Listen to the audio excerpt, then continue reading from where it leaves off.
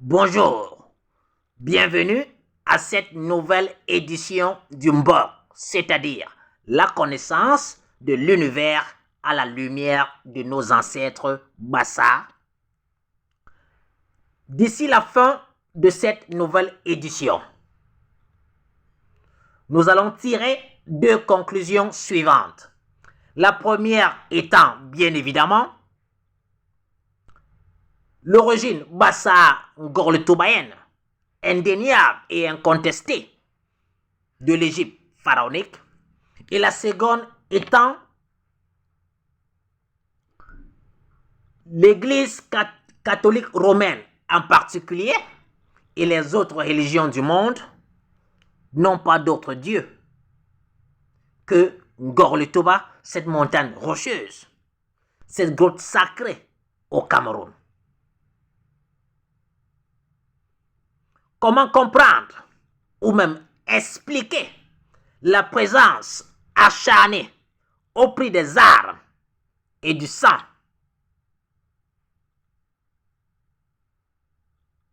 de l'Église catholique romaine en Ngorletouba, sanctuaire d'une tradition que cette même religion a traité d'autres fois d'obscurantistes et de superstitieux. Comment comprendre leur présence acharnée au prix des armes et du sang à un sanctuaire appartenant historiquement au Bassa Ngorletoubaïen, reconnu comme tel par des institutions internationales, à l'occurrence l'UNESCO. Afin d'arriver à nos conclusions, aujourd'hui, je vais vous parler d'un autre animal. Dans mes éditions précédentes, j'ai eu à vous parler du python, de l'escargot. Aujourd'hui, je vais vous parler de l'araignée, qui a une place significative, très importante au sein de la société Bassa Ngorletoubaïenne et dans la société de l'Égypte pharaonique.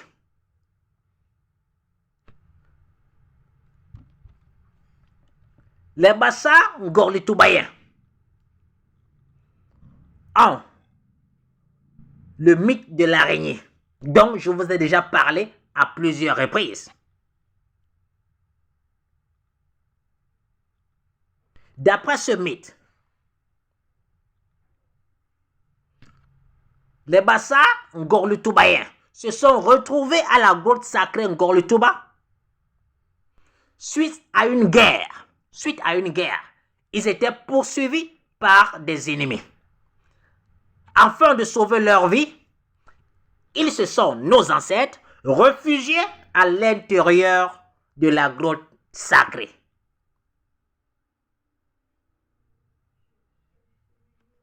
Afin de les protéger, l'araignée avait construit une grosse toile d'araignée à l'entrée de la grotte sacrée. Donc l'entrée de la grotte sacrée fut couverte par la toile d'araignée que l'araignée avait construite. De telle sorte que lorsque leurs ennemis, les poursuivants de nos ancêtres, sont arrivés à l'entrée de la grotte sacrée, ils se sont dit, les gens que nous cherchons ne sont pas à l'intérieur de cette grotte-ci. Dans le cas contraire, il n'y aurait pas eu cette grosse toile d'araignée. C'est donc comme ça que les ennemis de nos ancêtres vont poursuivre leur chemin, sauvant la vie à nos ancêtres.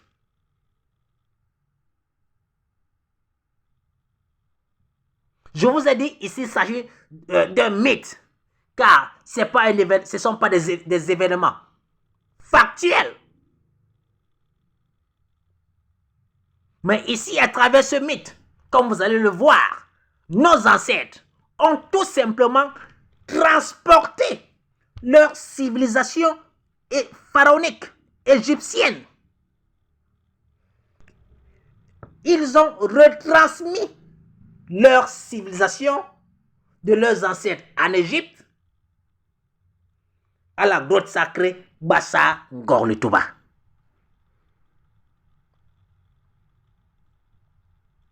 Alors, maintenant, vous qui avez étudié l'histoire de mes ancêtres, l'histoire de Bassa, que vous appelez égyptologie, je vous appelle donc ici, car je vais parler de l'histoire de mes ancêtres égyptiens, les Bassa égyptiens. Je vous ai dit que les Bassa Ngorle-Toubaïens étaient en situation de guerre. C'est pourquoi ils se sont retrouvés à Ngorle-Touba d'après le mythe de l'araignée. Alors maintenant, je vais lire sur Wikipédia. Écoutons attentivement. Voici ce que Wikipédia nous dit.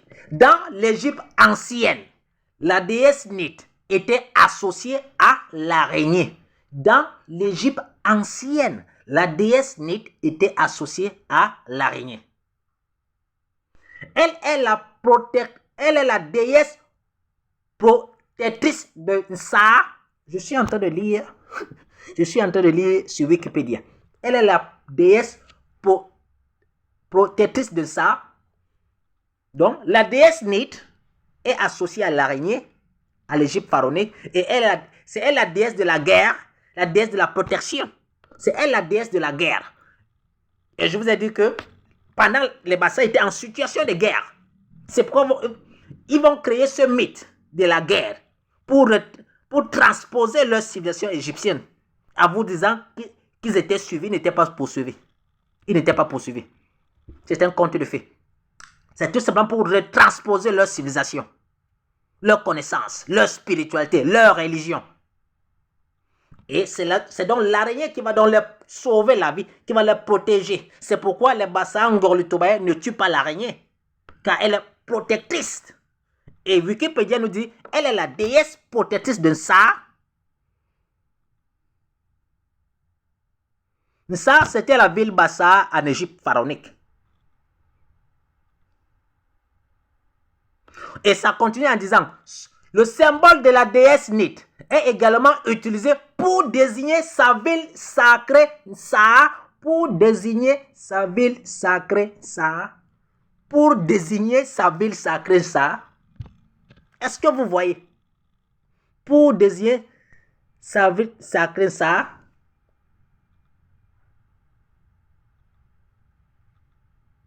Ah oui. La déesse protectrice.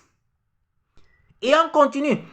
Depuis la nuit des temps, elle est présente. Depuis la nuit des temps, elle est présente. Donc la déesse Nit, elle est présente depuis la nuit des temps. Donc c'est elle la plus ancienne des déesses, des divinités, des dieux. La déesse Nit. Elle est ancienne depuis la nuit des temps. Elle est ancienne depuis la nuit des temps. C'est donc pourquoi les Bassa appellent, c'est donc pourquoi la divinité suprême chez les Bassa, ce que les gens appellent Dieu, ils disent Ilolombi. Ilolombi. Que veut dire Ilolombi? Ilolombi, c'est la déesse Nit. C'est pourquoi je vous avais dit que Ilolombi, c'est une femme. Ilolombi, c'est une femme. On dit que la déesse Nit, elle est la plus ancienne des dieux. Elle est là depuis la nuit des temps. C'est donc pourquoi les Bassa Ngorle-Toubaïens disent Ilolombi. Ilolombi en français veut dire le plus ancien des anciens. Le plus ancien des anciens. C'est ce que veut dire Ilolombi. En français, le mot Lombi veut dire ancien. Ilolombi, le plus ancien des anciens. Est-ce que il faudrait encore chercher de midi à 14h pour vous montrer l'origine incontestée et indéniable Bassa Ngorle-Toubaïenne de l'Égypte pharaonique? Vous voyez comment nos ancêtres ont créé un mythe. C'est comme ça qu'ils sont en train de passer à travers ce mythe. Ils passent une connaissance aux initiés, que seuls les initiés peuvent comprendre et décoder le mythe. Si vous n'avez pas la grâce ancestrale, vous ne pouvez pas comprendre le mythe. C'est pourquoi lorsque les ancêtres m'ont apparu et m'ont frappé, le Djalimbok 3 fois sur la tête, ils m'ont dit, Mout, personne n'est déjà venu comme toi. Et m'ont fait entrer à la grotte sacrée. Donc, c'est donc comme ça. Ils vont donc créer un mythe pour transmettre la connaissance seul aux initiés.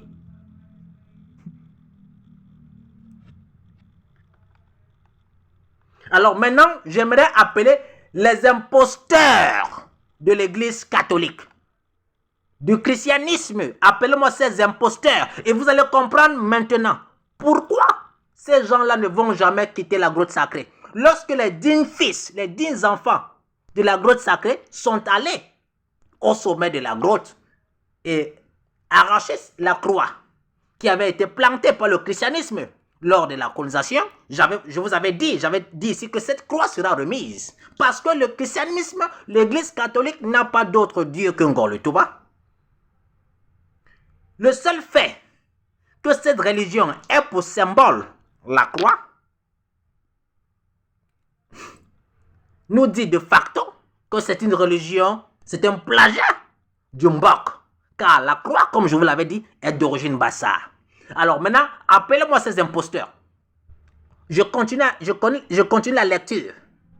Mais le plus souvent, la déesse Nit, elle est considérée comme n'ayant pas d'époux. Mais le plus souvent, la déesse Nit est considérée comme n'ayant pas d'époux en tant que déesse mère vierge. Déesse mère vierge. Est-ce que vous comprenez maintenant l'origine de la Vierge Marie? Est-ce que vous comprenez l'origine de la Vierge Marie? Lorsque l'Église catholique vous dit à chaque fois qu'ils ont vu Marie au-dessus de la grotte sacrée, que Marie, ils ont vu Marie au-dessus de la grotte sacrée. Ils n'ont jamais vu Marie. Ils sont en train de vous dire que Ngor-le-Touba, c'est elle la déesse, la Vierge Marie. C'est elle la déesse Nit. C'est elle Ilolombe. C'est elle le Dieu vénéré à travers le monde. Mais le plus souvent, la déesse Nit est considérée comme n'ayant pas d'époux en tant que déesse mère vierge. C'est donc pourquoi ils ne pourront jamais, jamais et jamais quitter la grotte sacrée. Sauf si nous avons un gouvernement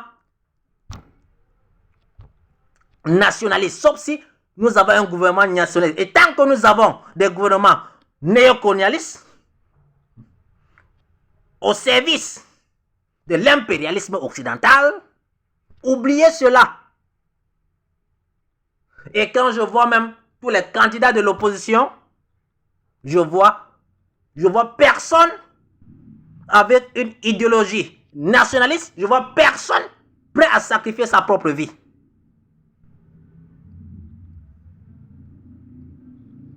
Alors, donc nous sommes donc ici. Vous voyez donc qu'ils n'ont pas d'autre Dieu que Ngor-le-Touba. C'est pourquoi je vous parle de la bassaïté.